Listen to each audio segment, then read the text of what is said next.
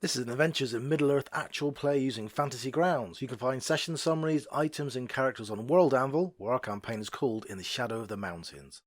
You'll find links to that and other forms of media for our sessions, as well as an index of this episode in the description. This episode will have some jump cuts to speed up the session, and as this is the second part of the previous session, you may spot the occasional yawn from some tired old codger. Previously on. Arriving at the mountain hall tired, Hathus exhausted even, the newcomers are disarmed but allowed through. Before meeting with Hartfast, head of the House of the Mountain Hall, the companions buy various items from the well-stocked trading post. During the audience with initially suspicious Hartfast, he eventually opens up to tell the Fellowship of something afoot down south in the Gladden fields, around an old fort made by evil folk called the Dwimmerhorn. Of more concern to him, however, is the sound of goblin miners deep below the hold. They could break through to his own mines within months, and asks Monin to check over the mines to report back in a few days. Dismissed, the party amble to the hall where they partake in good food and drink before retiring for the night. The party are woken in the middle of the night by shouts of alarm. We join them as Amalfrida has looked outside the lodgings into the dark of night to try to spot the cause of the disturbance. Give me a perception check in the tower as you're looking around outside. Okay. Holy shit. Okay, you see people running kind of that way, Amalfrida, and you walk to the corner here, just to look around there, just out the door. You've kind of got a blanket over your shoulders. It's pretty cold. And you're looking for any signs here. There's some people running this way now. On the cliff edge over here, you can spot very clearly, in this glint of metal in the moonlight, 3 goblins climbing way up. They're probably 100 feet up the cliff there, going up quite fast. Okay. The others aren't out there. I'll shout to the others that there are goblins climbing the cliffs. So are they climbing above the settlement or climbing to the settlement? So that cliff goes above it. They're climbing up out of the settlement. Right. Okay. So as if they've come out of the mines and they're climbing up the walls. You couldn't tell where they've come from. They're about 100. Well, you're sitting inside. It's only Yeah. looking at them. Okay. I'm going to run towards them just to see if I can work out where they've come from or where they're going, whatever distance I can run. Okay, sounds good. So you just hear, so Sigmar, you heard Amalfrida shout, "There's goblins on the cliffs!" And you hear a run off. Hathus is just woken Monin up. Sigmar, what do you want to do? Grab a dagger, run out, see what's going on. Okay. So you run out to move yourself to the corner of the hut or whatever. You run outside. Give me a perception check. What I am going to do is, once I've figured out where everybody's looking, I'm going to look in the other directions. Okay. Just in case this is. Yeah, so you can see. So give me a perception check first off to see if you can see the goblins. You make this at +5 because Amalfrida told you where they were. Yeah, you've easily find them. So yeah, you can see 2 or 3 goblins climbing up that cliff over there.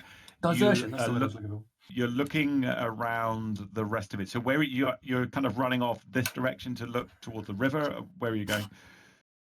Well, firstly, I'm just spying around the corners of the hut, seeing if there's goblins sneaking up behind while everybody's got their attention grabbed by the ones climbing up the wall. But then, I'll go that way if I can't see anything around. All right. Yeah. So you have a good look around. Just make another perception check, and you don't see any signs or movement coming from basically anywhere around the berg or the river from like 180 degrees, kind of north of that line. You kind of scan it thoroughly.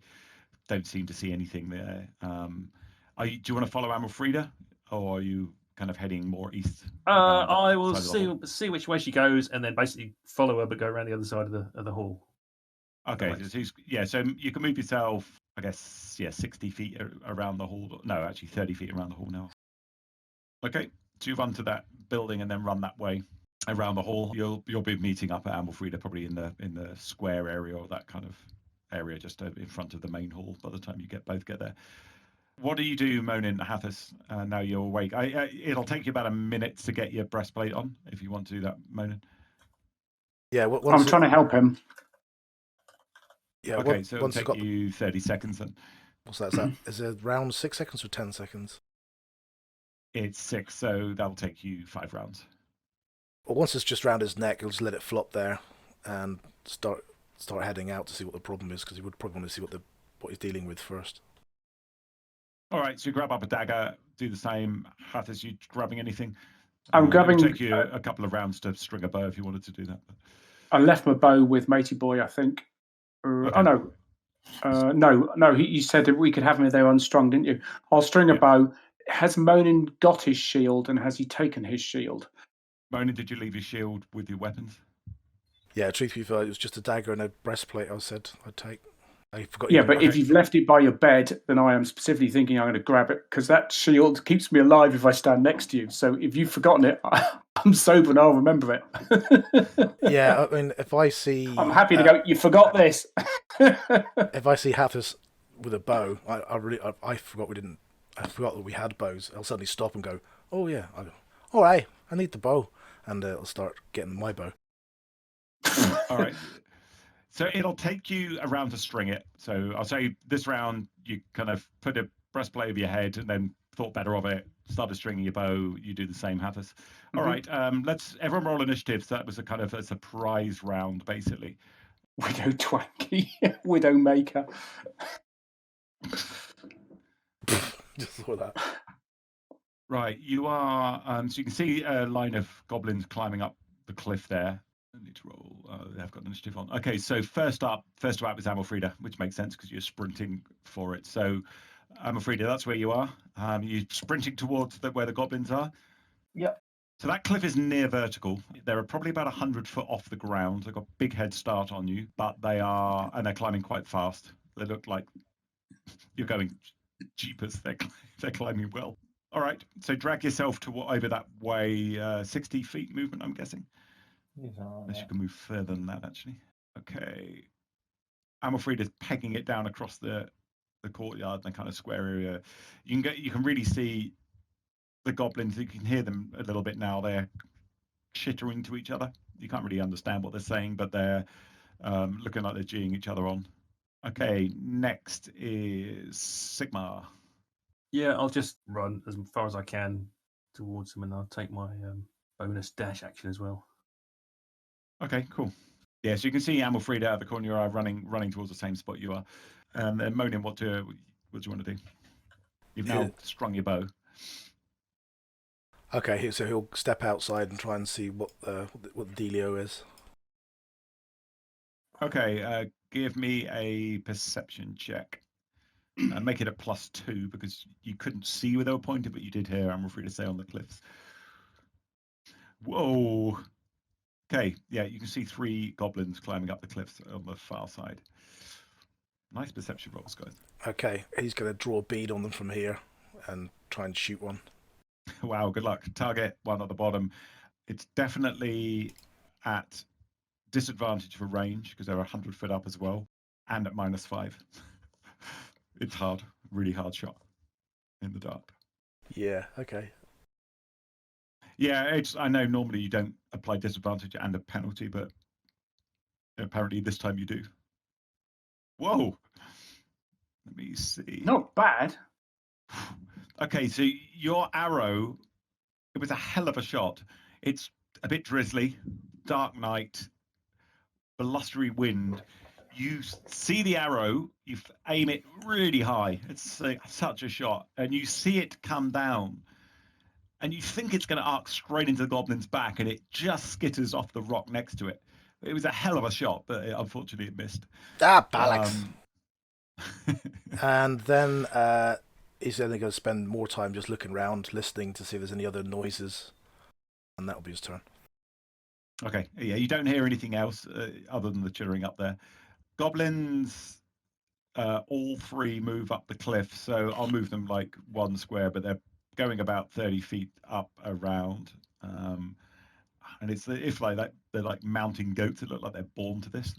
Hathus will look to go where the others are going, really. So he'll sort of go around the corner following Monin, and if he can hear and see anything in that direction, he'll just keep heading in that direction.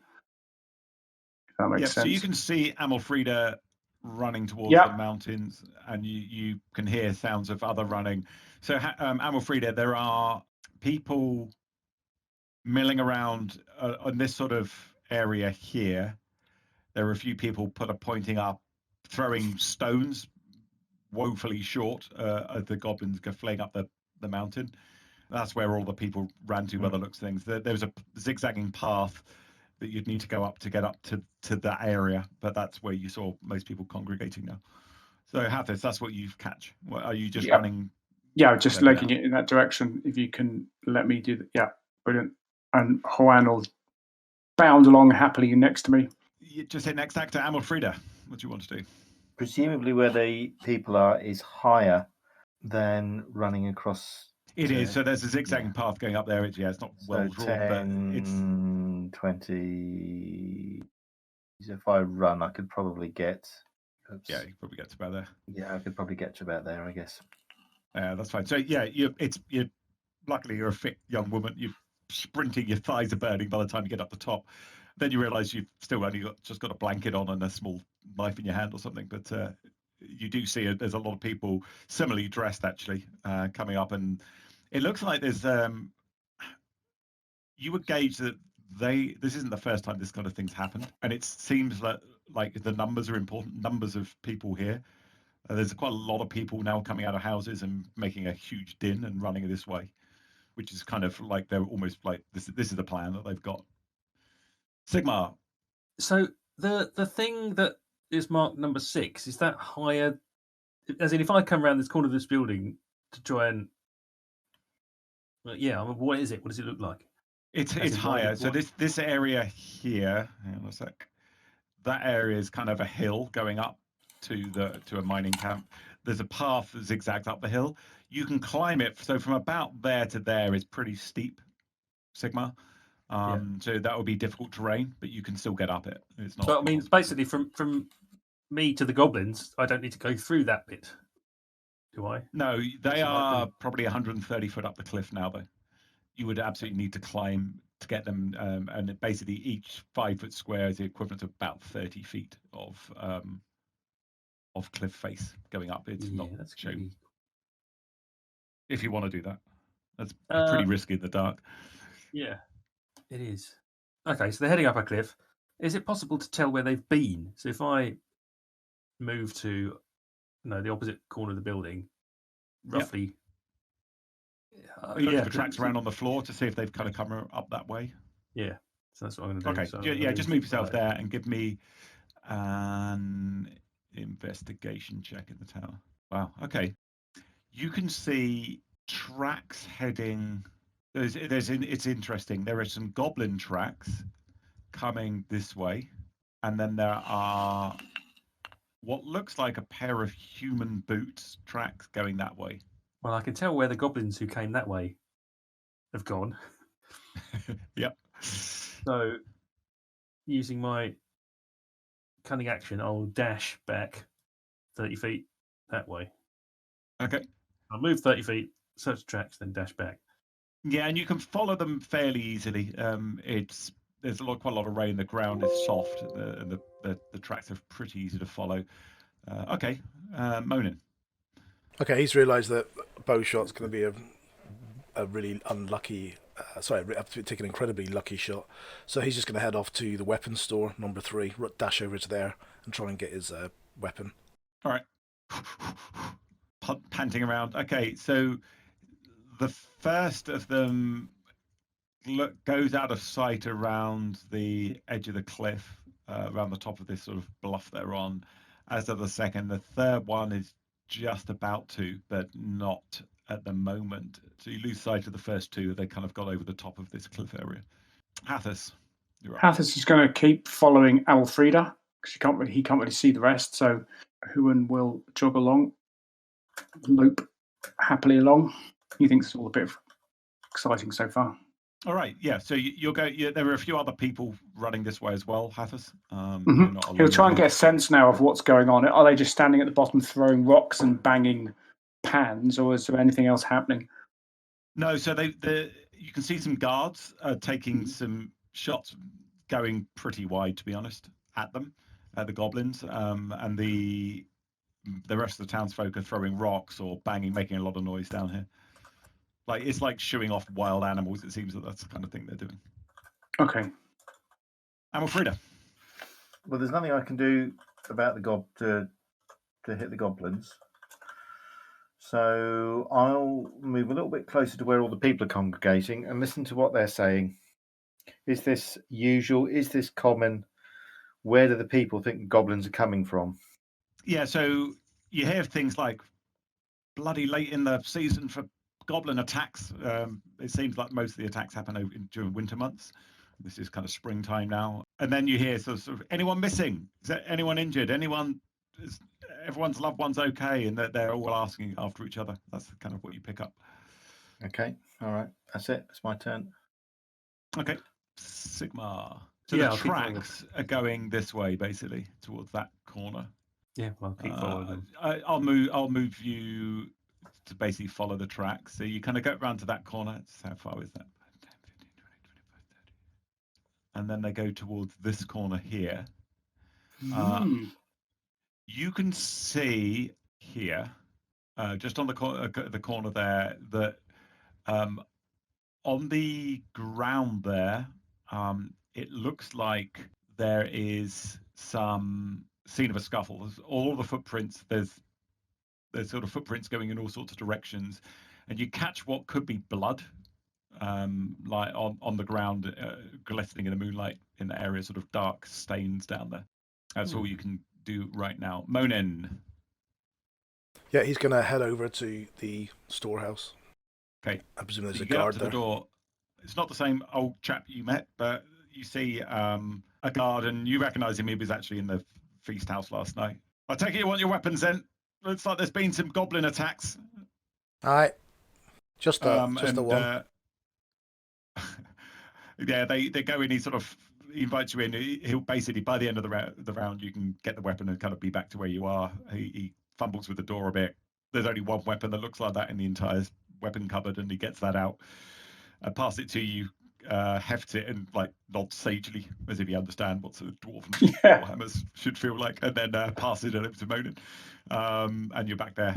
All right, the last of the goblins unfortunately disappear over the top of the hill, and you think they're probably gone. What Hathus do you want to do next?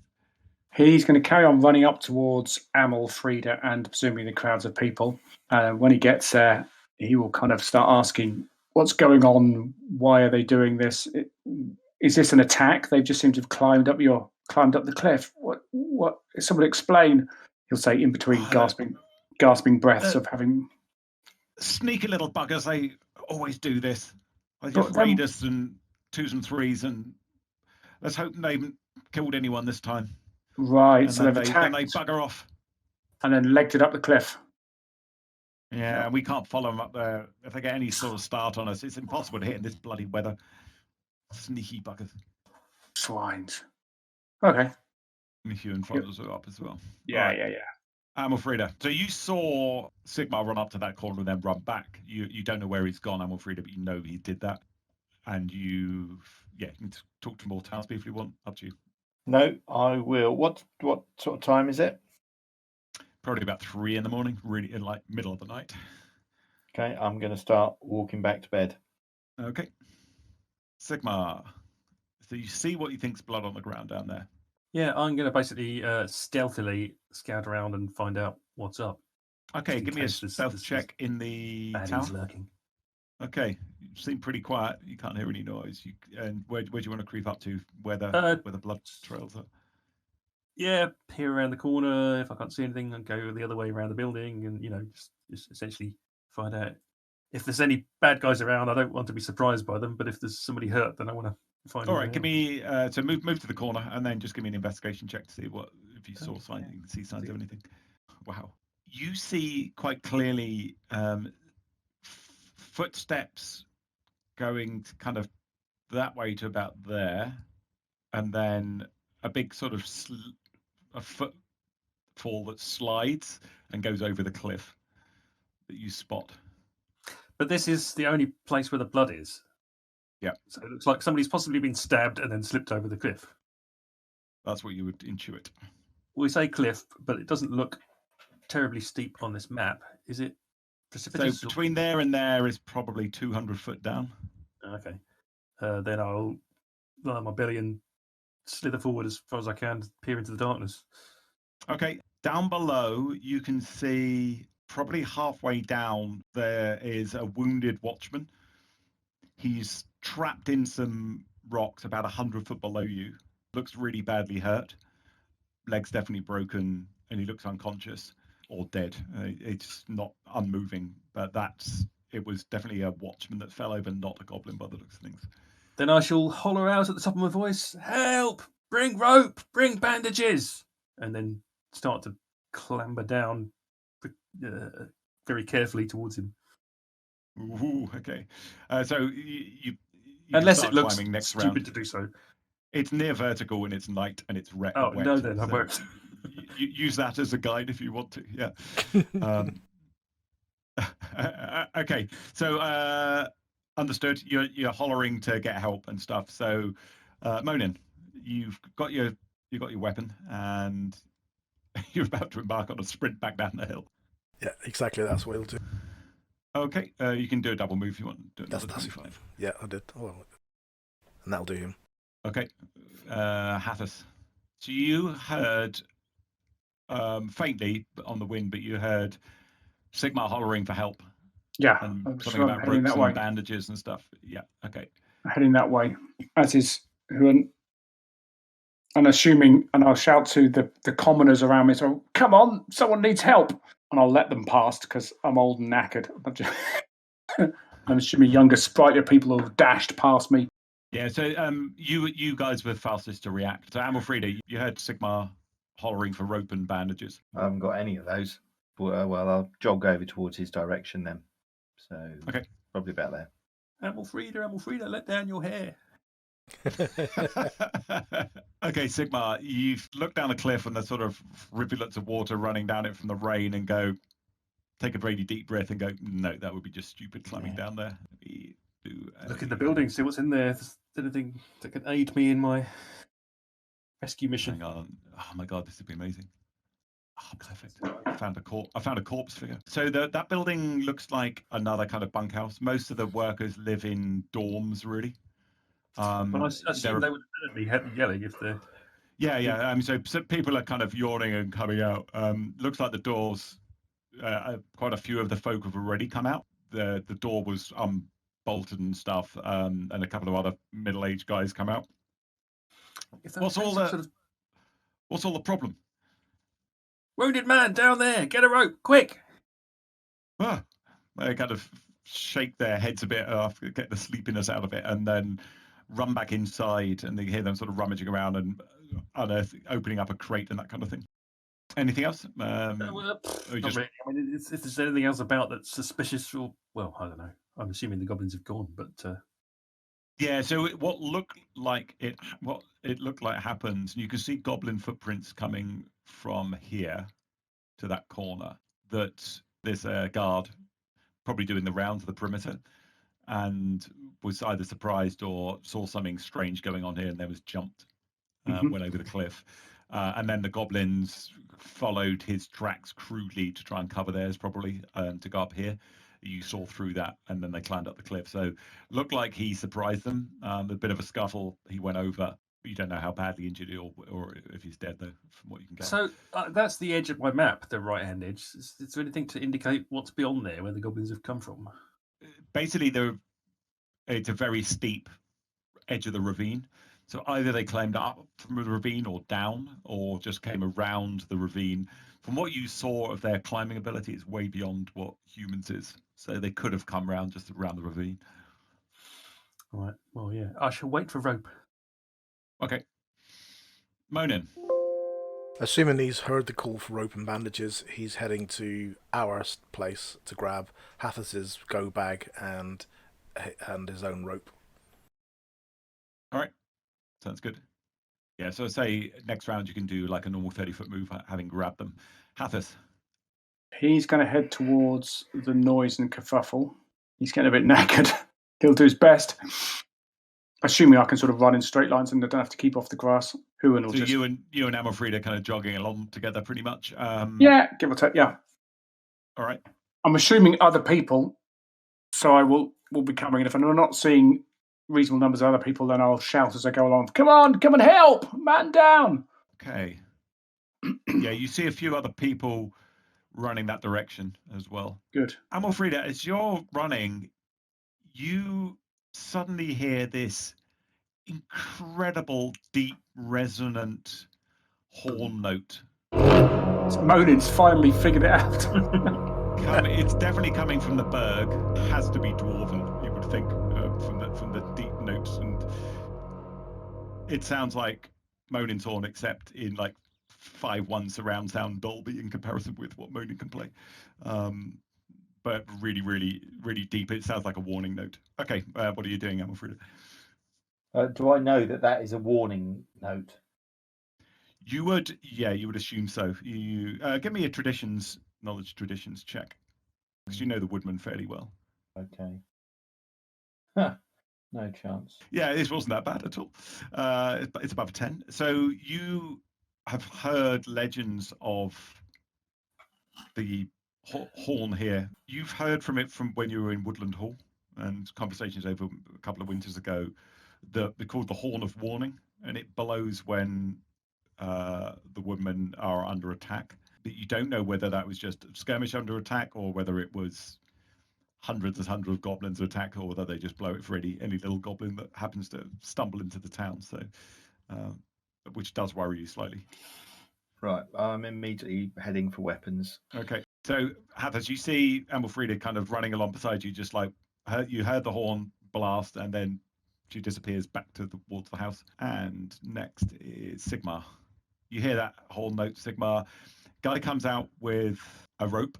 It's a 50-foot hemp rope, and kind of towsel hair, looking a bit scared. Like gives it to you. So you've got a rope now. Yeah, and where's the other half? Oh, fuck, the man says. You want more rope?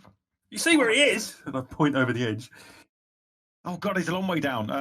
Hang on. So yeah, he goes back inside. So the people around me have heard this horn, and they aren't going, "Oh my gosh, the place is under attack." They're just acting as they were before they heard it. Yeah, they're not panicked or anything. Then I shall want panic also. There's a big old shop full of stuff over there, so if they're taking their time getting enough rope, I'm just going to run to the trading post and grab some and come back. Yeah, you might be quicker doing that. Although you'll probably get some next round, so don't worry. All right.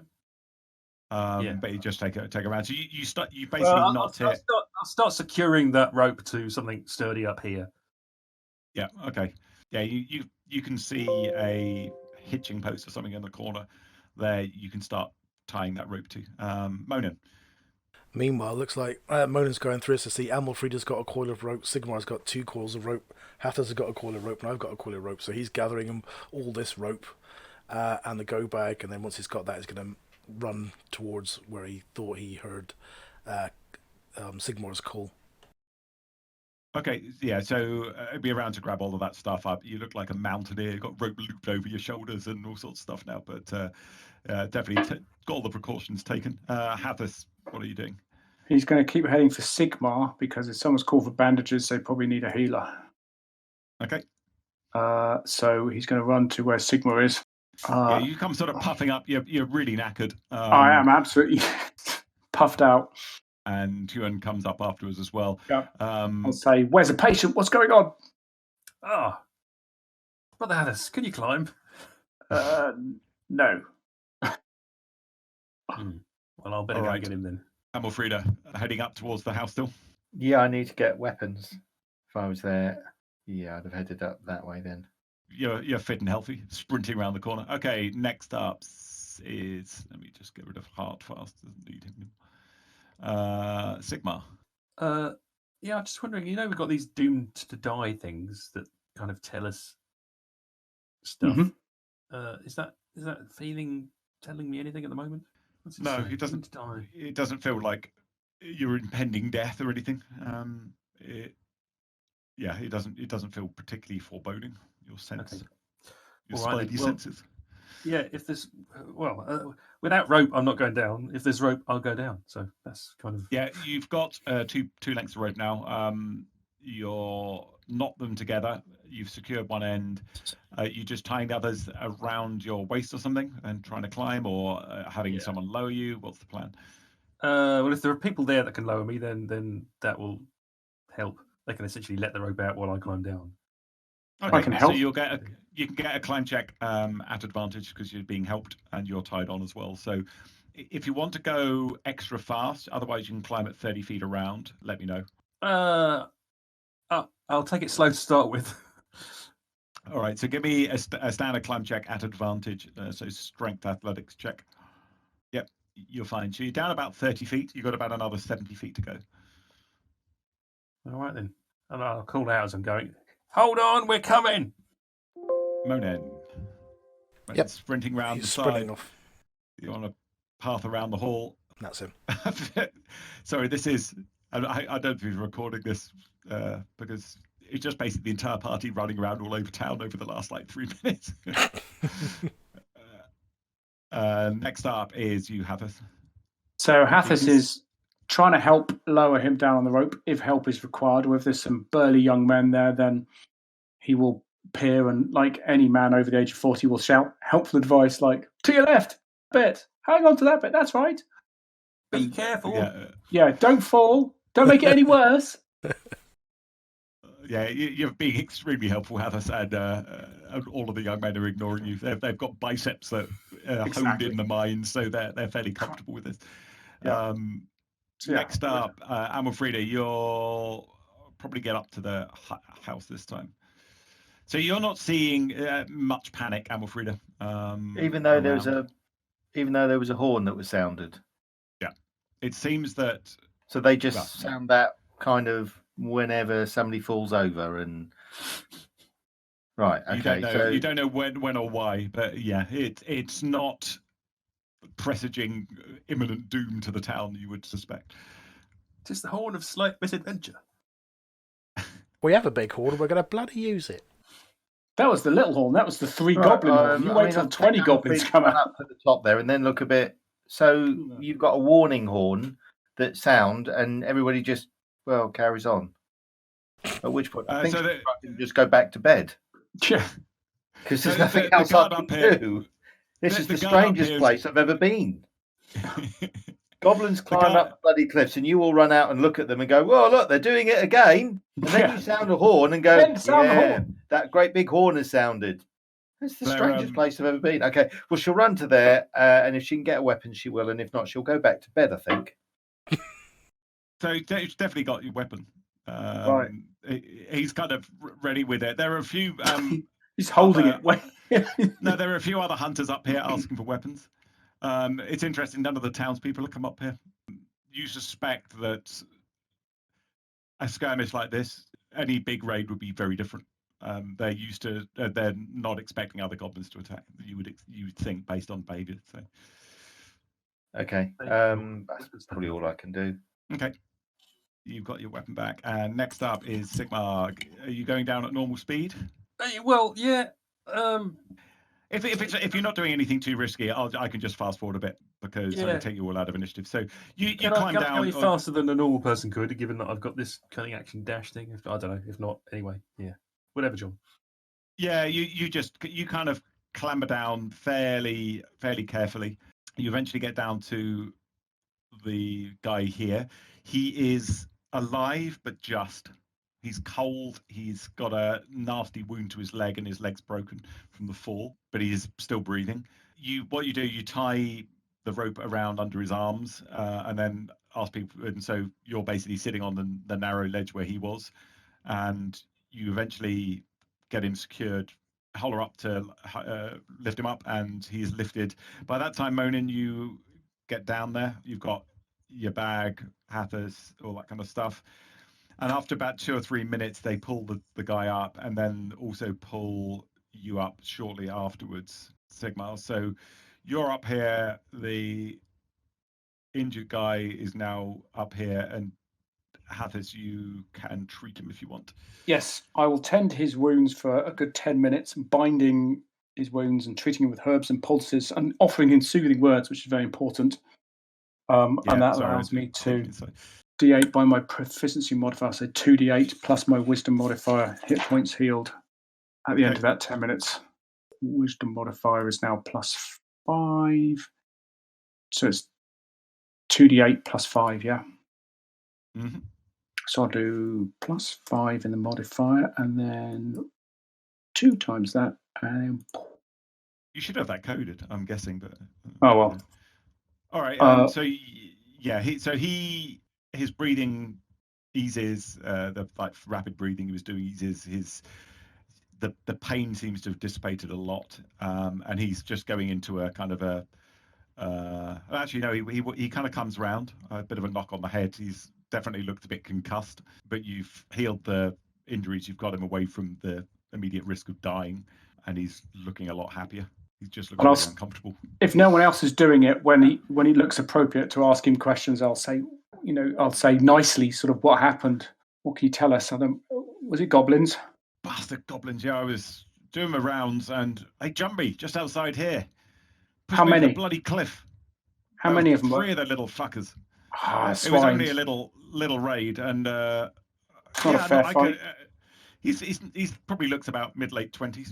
I could have taken them normally, but the bastards jumped me in the dark. Bit of bravado. Cunning. It's not fair. Anyway, did you kill them? Are they all gone? They swarmed up the cliffs before anyone could reach them, and then disappeared over the top of the cliffs and had gone into the night. Well, thank you for helping me. I'd have been done for down there. That was Sigmar you want to thank. It was nothing from me, but Sigmar risked his life to get your body from that halfway down the cliff. Oh, I never thought him. That surly bugger I saw in the bar yesterday. He's got a heart of gold. Sigmar, are you inside or not? Yeah. Are you saying anything? I'm just. It's nothing. I'm sure you're the same. Well, we've got my thanks, sir, and I really appreciate it. My legs are going to be a bit stiff by the window in this one, but at least I'm alive. Okay, you basically the town settles down. By the time you get back, Amalfrida's in bed, being like tucked up, trying to get warm again. Stoke the fire up, and your heroics are done. Return all the ropes, and you'll head in there. And there's no other shenanigans overnight. But in the morning, you are visited by Hartfast. He comes actually round to the house, and you're in, and says, He came round to say, Well, I heard pretty damn good things about you fellas. Oh, sorry, excuse miss, and you missed last night. I want to offer my thanks, to be honest. We're very grateful. Don't normally get a chance to save someone who goes over into the river, but it looks like poor old Baron fell in but didn't fall all the way down, and your quick thinking, Sigmar, could have saved him. Got the full story from the mining fellas, and want to thank you for it. That's quite all right. Sure your people would do the same for us if something happened to us. Yeah, there's maybe more to you than just whinging beggars who come up here all the time asking for help. I want to offer you a tracker, Magric. He'll be able to act as a guide down if you're going down south, and he knows the area really well. He used to hunt down there. He's up to go along and help you out, if that's all right. Also, when he looks over at you, Monin, and you, Sigmar, and he says, yeah, I think we should have a bit of a ceremony. Not often we get brave folk helping us out up here without any consideration for their own safety. It'll do the morale good in town as well. Yeah, friends of the House of Woodland Hall. That's got a certain ring to it. And with that, he kind of turns away and he barks an older. The scribe is with him, who writes something down, and then comes back after about 20 minutes and says, "So Hartfast wanted to do a very obsequiously hand-wringing sort of gestures. Maybe a small gathering? No, that's the wrong word. A small ceremony, maybe informal, up in the Berg tonight. Maybe with some dinner up there. He can show you the horn. It rang when we had attack. He can show you that tonight. Just wanted to thank you again on his behalf for your service to the people of the Berg." Hi, very good. Yeah, thanks. We love dinner. That's very kind. There will be drink there, right? Oh yes, sir. I've heard the rumours that You didn't disappoint me. I thought dwarves liked to drink, and it appeared that you did. Oh, I'm the definite stereotype. Okay. Fantastic. Bit of party. So you wanted to go to look at the mine today, Monin? Yeah, he'll go and get stuck in, so he'll leave all his armour and everything else and get some crappy clothes if he can. Okay. Yeah, you got some spare clothes. You go down into the mine. The mines are functional. It's about the best you can. They actually look quite safe. Give me a history stone cunning or whatever it is check, Monin. You can do it in the open. Don't mind it for you. Yeah. So you can tell the mines are safe. They are not constructed in a way that's fast to dig. And you also note that the mines tend to just be horizontal. There is a vertical shaft there, but it doesn't go more than about 50 yards down, and then another horizontal tunnel goes off it. So the biggest difference between this and dwarven mines follow the seams of the ore. These don't. They just appear to cut through them. Right. And so in terms of what you could do to dramatically improve their yield, is probably just advise them to follow the seams. But the miners seem pretty competent. They're not dwarven miners, but they're hardworking. A lot of the fellas that you drank with last night are down here, and they cheer you on. Couldn't actually believe that like a noble dwarven warrior would come down into their mines. But you seem like really at home, and they're really happy to show you all of the stuff they're doing and their techniques. They all seem to be very flat structured. They don't have lots of hierarchy down here. They're pretty much all in it for the digging and shoring teams and all that kind of stuff. They're all kind of mucking in. Yeah, he'll put in a day's work. Okay. Yeah. Oh my God, they absolutely love you. Drinks are on us tonight. They all say as they come out, and you actually come out pretty happy and exhausted after a hard day's work. Your exhaustion, Hathus, dissipates. You are no longer exhausted after your night's sleep. You spend a day kind of recuperating. Sigmar, Amalfrida, what do you want to do anything specific today, or just kind of wait for dinner basically? Probably wait for dinner, I think. Yeah. Okay. So in the evening, late afternoon, Monin comes back covered in muck. Just never seen him happy. He's got a broad grin on his face. His knuckles and stuff is all scuffed up, and he's got calluses on his hands that are more than just those of his weapon. And but you've never seen him happier. Obviously, mining suits him down to the ground. You freshen up, or he does particularly, and then head up to the Berg where you meet Hartfast for dinner. Now, the ceremony, he's a very gruff man, but he takes it very seriously. He mutters a few words in a very, mutters the wrong phrase. He enunciates a few words, short, sweet, succinct, but you seem to be essentially friends of the Berg now. And to that end, he'd be very happy to offer you accommodation here whenever you need it and help whenever you need it. His hospitality is good up here. The food is even better when you eat in the Berg than it was when you were eating in the hall last night. He brings up a small keg of the ale that you were drinking last night, Monin. You seem to enjoy it, and he's actually quite thoughtful. He's got some pretty nice wine. He's assuming that Hathus was a wine drinker.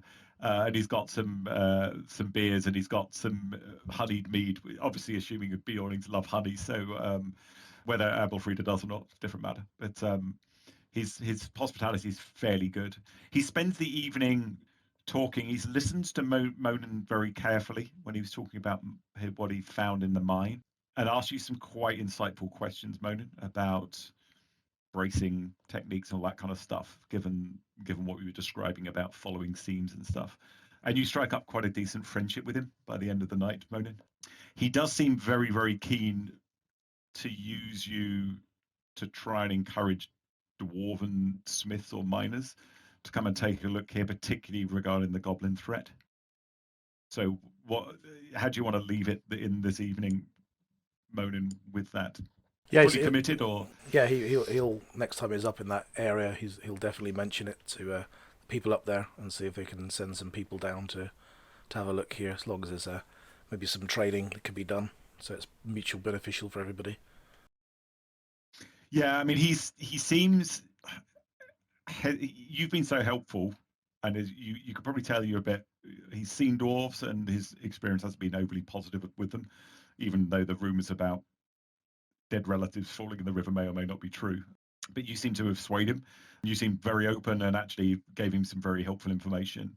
But you can tell behind that there is still, you would guess it's fear that the dwarves will just like strip mine the entire valley and be off into the sunset before he can really work out what's going on. So that might be the reason he's not done it. But if he's found a dwarf he can trust to almost like broken negotiations, then that might be very helpful to him. That's the kind of feeling you got. Yeah, he'll say that he'll personally use some of his own kin, even though most of them are mercenaries, but they'll probably have some contacts that are trusted. All right, no worries. Sounds good. And the rest of the night goes. You spend a couple of hours with him. Anyone else want to ask him any questions before? Can we ask him about this? Is it Magric, this tracker? He said would be willing to come with us. Can he give us a little bit? Is he particularly good at this? Is he an old guy, young guy? Is he well known? Has he got a history of X, Y, and Z? What's the? Yeah, he's a youngish guy still. He's a tracker and a trapper from. He basically hunts up and down the vales of the Gladden River. Comes to Mountain Hall maybe every month or so. Mm-hmm. Trade. People like him. He's been really good to us. Trades fairly. He talks easily, laughs easily. He's got an interest. He doesn't want to settle down. He just loves traveling. He loves the campfire, the outdoors. He enjoys time though in the halls here, drinking and eating and meeting lots of people as well. He's a very good guide. He knows that area inside out. Brilliant. Yeah, so that's what he knows about it. And he's trustworthy, is he? And I'll look him in the eye when I ask him that. Yeah. Good. He's never wronged us. He's as I said, he trades fairly. Good. Look forward to working with him. Okay. And these goblin raids, like we had last night, how often do they happen? Was last night typical? No, it's quite late in the season. Normally in winters, we normally get a couple of months. So if there's 3 blasts on the horn, we'll get a big raid. That hasn't happened for years. That was just a small one. That basically just is a warning to people that maybe some goblins around. But yeah, we don't get many. Yeah, 2 or 3 months normally this time of year. But it's normally easing up by the spring. We rarely get any in the summer. Don't know whether the warm weather or the light or something's different in the summer. They're always at night. They never come in the day as well. And all they seem to do is jump this chap, tried to kill him, and then just ran off. So is that all? Is that typical? Do they steal things? Are they drawn to something or? No, they're cowardly. I mean, they will come and like gang up on the people. The worst we've had, I think we had a whole family of 5 killed once, and we didn't even know until the morning. Goodness. But they're sneaky bastards. But it's if there'd have been 2 or 3 guards, could have had them. I think it was only because they were caught outside. They normally try and sneak into houses and attack, or only because they were caught outside that there was. They probably ran off after that. Why they went up the cliff there, I don't know. Looking at it, he said, they attacked on that right at the edge of the settlement, and then Baron fell down the cliff there, but they didn't go back the way they came. They went up the cliff. That's weird. So they have they climbed those cliffs after an attack previously, or was this the first time we've seen that behavior? They come in. Yeah, they never use the same route twice. We've tried to block certain ways off, and they're good climbers. They come in from anywhere. Guard dogs, we use them quite a lot out on the eaves, and they're very useful for warning of pesky intruders. Yeah, it's too damn cold in the winter when they normally arrive. You can't keep dogs outdoors at like minus 15 Celsius all the time. Let me introduce you to our new Husky 2000 range. That's good down to minus 30. If you can find some people breeding dogs that can last, that would help us. We normally just keep keep guard posts in the winter and well lit, and then guards patrol around. That's all we can do, really. People can look after themselves pretty well here, and it's only if we get a big force attacking that we really need help. We're desperate for warnings of that. And I was a bit unfair about Radagast. His bears are quite helpful.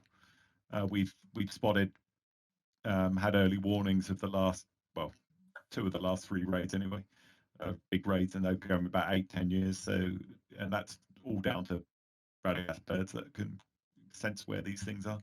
And where those goblins climbed up the cliffs, is there anything up there? Any structures or buildings or caves, or was it just? No, I mean, I'm sure they went back up and back round north, and that's where they come from, back up to the mountains again. No, it's all mountainous here. There's just a ravine coming down with a river valley, basically, very steep-sided ravine. But yeah, they'd probably follow that up, or just disappear into the mountains. We don't track them. I mean, it's too dangerous. There might be loads more up there. And they probably scurry into their little holes in the mountain. Vermin. Yeah, I mean, you thought all woodmen were kind of similar. This looks like a tougher life than you were used to, living outside Roskabel with like talking rabbits and things. Talking rabbits? Well, rabbits act like humans with like little chuckling trousers on and things. Chuckling squirrels next. Okay, so you want to just meet Magric and start traveling, or at least planning your travel? Probably. Yeah, seems good. Get right off that night and then get back onto the planning the next day. Unless he's available there that night. So Magric is a trapper. Looks like a ranger almost, you would probably say. Not that you've necessarily experienced Dunedain. He's not Dunedain, but there is something about him that's very elfin almost. He's very handsome, quite tall, very well spoken for a woodman. Doesn't have your typical woodman accent. Yeah, I mean, he may have. Yeah, exactly. He may have elvish blood in his family somewhere. Who knows? He's very light-hearted and jovial. Claps you all on the back. Ah, Master Dwarf. Always wanted to travel with you. Must have loads of stories. I'm looking forward to some campfire tales with you, sir. Ah. And he nods deferentially to you, Hathus, and a pipe smoker.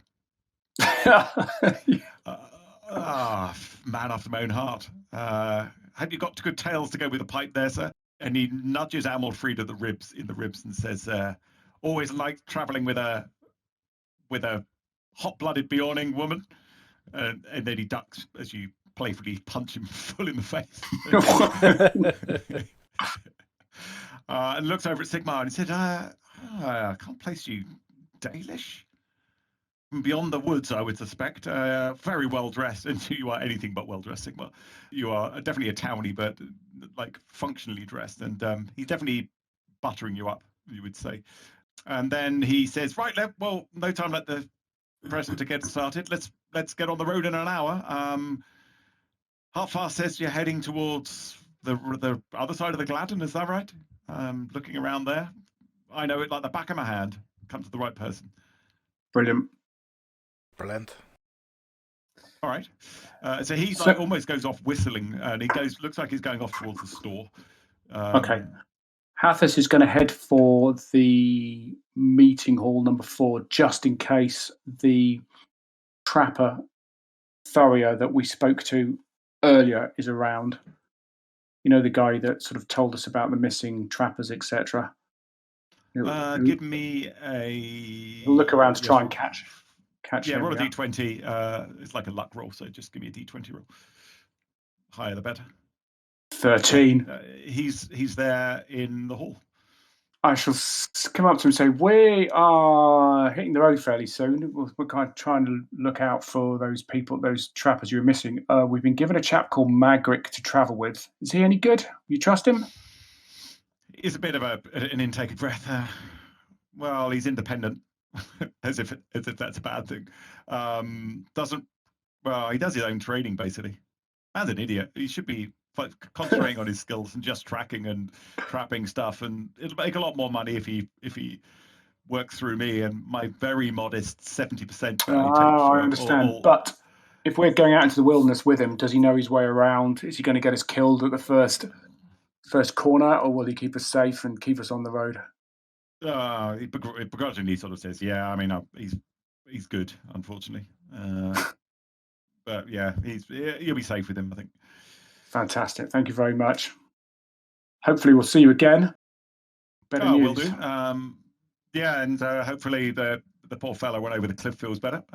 Here, there's some heroics from you guys, and did I hear friend of the Woodland Hall? Apparently so. Hartfast gives lightly. So well done. Yeah, apparently so. We're on the up. All right, we're going soon, so I'll happily wander off. I just wanted to check on Magritte, really, make sure he wasn't a complete maverick. Yeah, fair play. Yeah, okay. That makes sense. All right, I'll just pull up the map. So you're where you are now, near Mountain Hall. So you'll probably be going almost due east and then pretty much due south, crossing the river. I guess you can plan the route with Magritte. He recommended not going too close to the mountains. They said it's there are goblins coming out of the mountains still. Would head out into the more rolling hill part of the vales there than beyond. But then cross the river. And he said, yeah, we are going to need a boat to do that. And I know my normal way of getting to the Gladden is to go through Traders Island. And then head south on a boat from there and come back around. You can normally get people on Traders Island who will take you downriver in a boat a little bit. Some who would even take you up the Gladden or some way. There's no one living up the mountain pass area with a boat that would take you. So we either basically, and he kind of describes you either go north of the Wolfwood, down the Anduin to Trader Island, which is the island I'm just highlighting now. It's the one south of Stonyford. But it looks like there is a trading settlement living on the island in the river there, but from what he says. And then what you would do is get a boat from there to take you south and then back up the Gladden, or even just to the Gladden Fields itself, and then almost kind of from, say, this point, head into the Gladden Fields. So it's kind of up to you, but we'd need to take a boat if you went straight down to the Gladden from here, because he said you'd die in the water in the Gladden right now. It's icy. Well, maybe not die, but it wouldn't be nice. So we either walk, 30, 40 miles with a boat, or we walk 70 miles to hire a boat to take us 50 miles to where we want to go. I seem sure your options. Yeah. Traders Island sounds not too bad because there's another settlement to know about and to have maybe some acquaintances there, some contacts there. When we were rousing everybody about the impending attack from Wolfswood for the Bandit King, did we go near Traders Island or did we miss that because we went a bit too far north first? Yeah, you were north of that. It's a big river, so yeah. I mean, the island was wooded, so you just wouldn't know what was on it. You didn't go anywhere near it. No. Okay. So maybe check out Traders Island then, because that might be quite a good little. It's not a million miles from Roscabel, is it? It would be useful to find out about. No problem. Yeah, not too bad. Should we call in on the Wolfswood and our secret fort that we know about on the way? It's my tower. Go and see Jeff. Jeff. And I think Jeff was going up to the king to ask for his money. My suspicion, Jeff might be in prison by now. Right, so it looks like we're heading for Traders Island.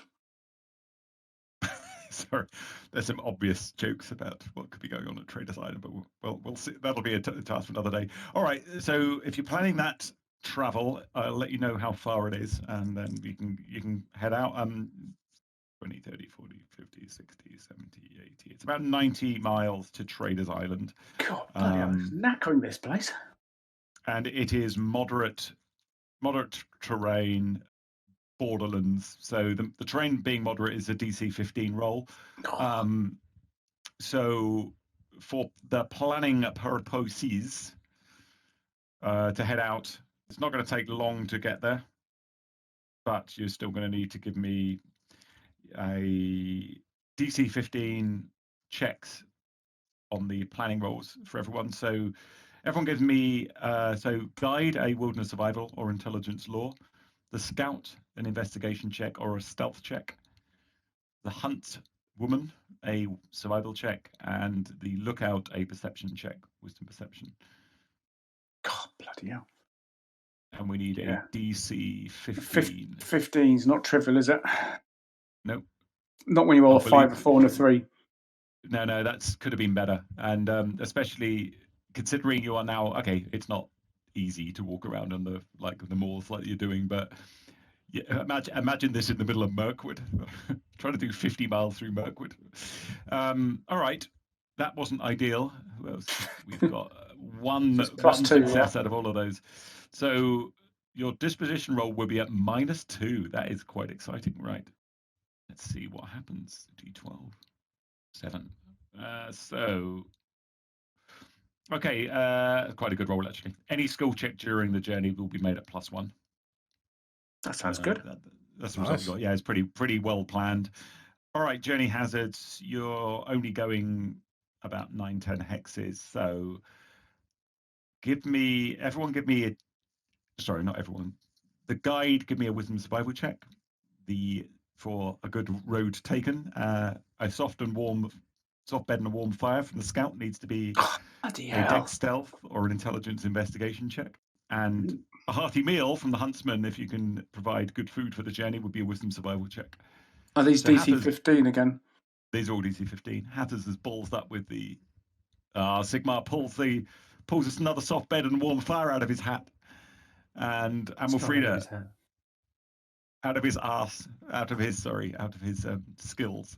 Backpack. And Amalfrida, a wisdom survival check, please.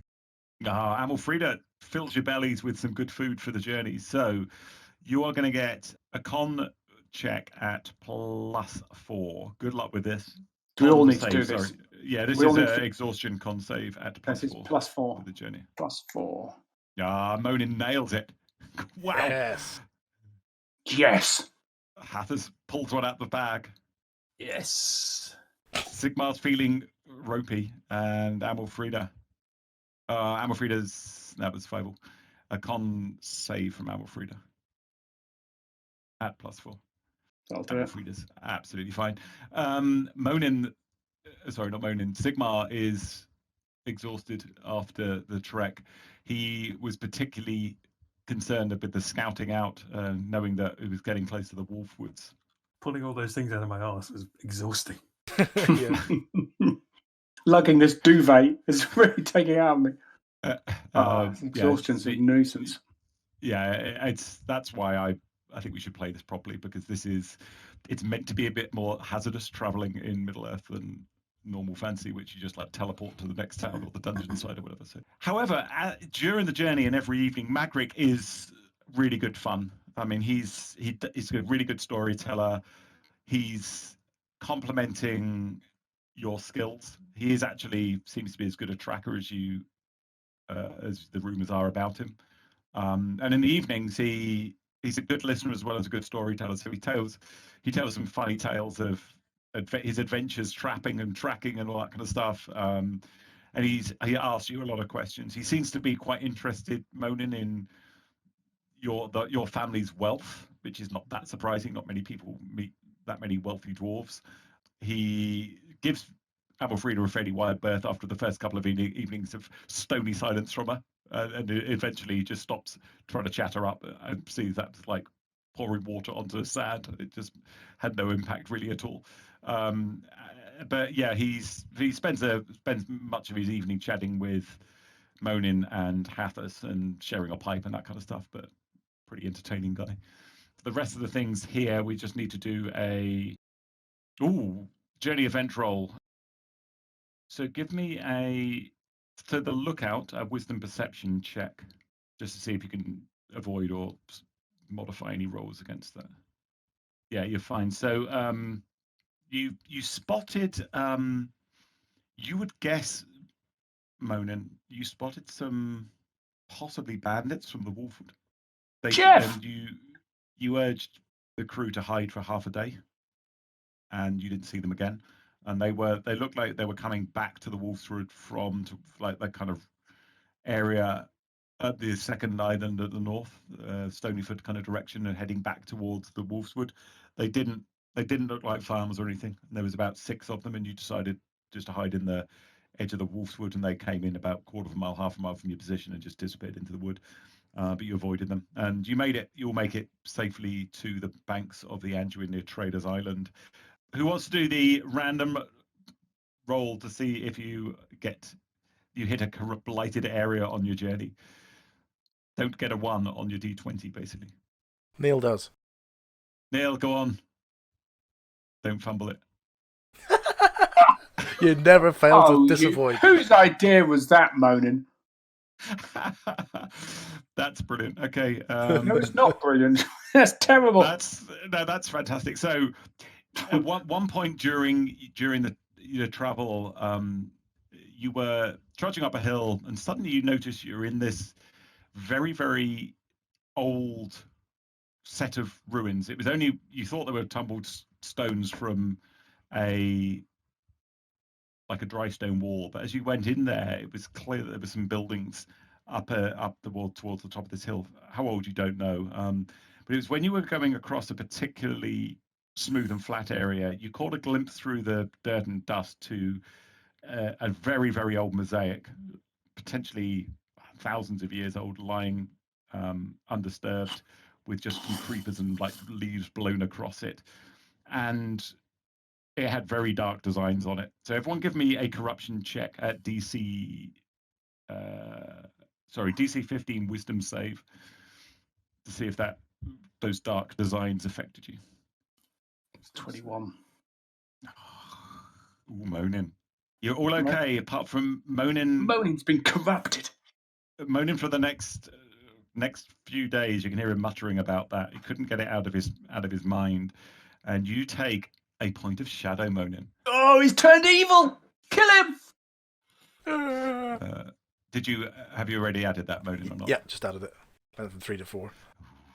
Yeah, you're still way under max. You're okay. So, wow, I never thought I'd experience corruption on traveling through that type of journey. All right, you get there safely though, to the banks of the Anduin, and the next day you can see where Magrig is taking you. There is even a little jetty this side, and it looks like there is ferries going to and from the island fairly regularly for this side of the Anduin to the other and via the island. So it's literally a matter of waiting. He kind of sits there, lights a pipe, makes a cup of tea on the fire, and just waits. And after about 2 or 3 hours, boat comes across. Some people are dropped off. They look like trackers and trappers. One of them knows Magritte, nods to him, and you get on to the boat and you head over to Traders Island. So it's a refuge of the river folk. It's one of the larger islands in the Anduin. The river splits around a rocky outcropping, a bit like the Carrack, but not quite as big. And there's a long sandy spit formed downstream of the rock. And there is looks like there's a permanent or semi-permanent trading post here.